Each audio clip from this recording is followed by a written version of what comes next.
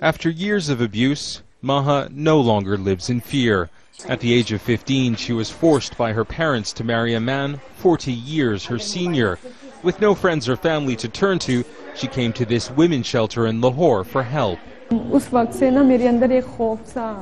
used to be so scared.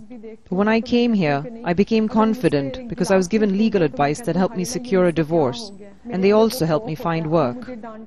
It's for women and girls like Maha that campaigners have fought for the passage of the so-called Anti-Women's Practices Bill, which was unanimously passed by the National Assembly on Tuesday. According to the bill, anyone convicted of forcing a woman into a marriage will be sentenced to prison for 3 to 10 years or pay a fine of nearly $6,000. Those who force a woman to marry the Quran, an act aimed at preventing women from leaving the home or receiving inheritance, they will face 3 to 7 years in prison or pay a fine of nearly $6,000. And finally, anyone who deprives a woman of her inheritance will receive no less than 5 years in jail and a maximum sentence of 10 years. They must also pay a fine of up to $12,000.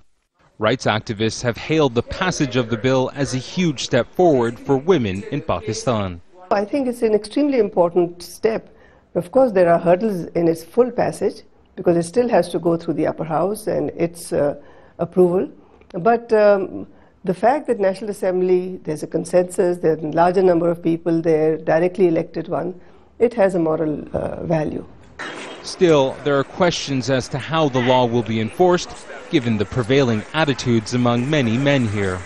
Men feel that a woman does not own property. That's general feeling amongst the men. You know, I wouldn't say they're part of Islam, these laws, but there will be tough resistance. The passing of this bill is no doubt a huge step forward for women's rights in Pakistan, but a lot more still needs to be done to guarantee that this legislation is more than just words on paper, but an actual law that is effective. Imtiaz Taib, Al Jazeera, Lahore.